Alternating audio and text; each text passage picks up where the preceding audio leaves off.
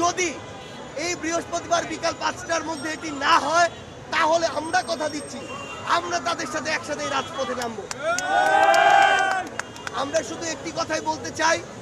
যে যৌক্তিক বিষয়গুলো রয়েছে এগুলোতে যেন আর কোনোভাবে হাইকোর্ট দেখানো না হয়। আমরা অন্তর্বর্তীকালীন সরকারকে অনুরোধ করব আমাদের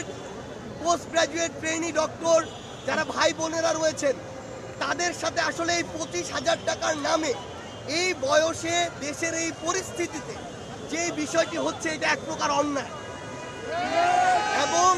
এই অন্যায় এবং এই নির্যাতনের আসলে শেষ হওয়া প্রয়োজন। একজন ডক্টর যেন সুস্থ মস্তিষ্কে ন্যূনতম একটা স্ট্যান্ডার্ড লাইফ লিড করে তার পরিবারকে নিয়ে চলে ওই ট্রেনিংটি নিতে পারে এবং বাংলাদেশ থেকে এই যে আসলে আমরা ভালো ডক্টর তৈরি হওয়ার পরিবেশ দিচ্ছি না আর আমরা কিছু হলে দেশের বাইরে দৌড়াচ্ছি। যেই টাকা এই বাংলাদেশ সরকার বা বাংলাদেশের মানুষ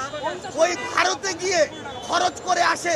তার 5 ভাগের 1 ভাগ টাকা আমাদের ডক্টরদেরকে যদি খরচ করা যায় তাদের পিছনে তাহলে এই পরিস্থিতি হতো না। আমরা তাদের পক্ষ থেকে গলা মিলিয়ে শুধু একটি কথা আপনাদেরকে বলতে চাই আমরা বৃহস্পতিবার বিকাল 5টার মধ্যে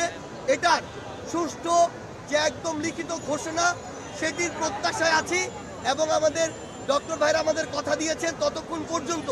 তাদের মাঠের যে কর্মসূচি রাজপথের সেটি থেকে সরকারের প্রতি শ্রদ্ধা দেখিয়ে তারা আপাতত সরে যাবেন এবং তাদের যে কর্মবিরতি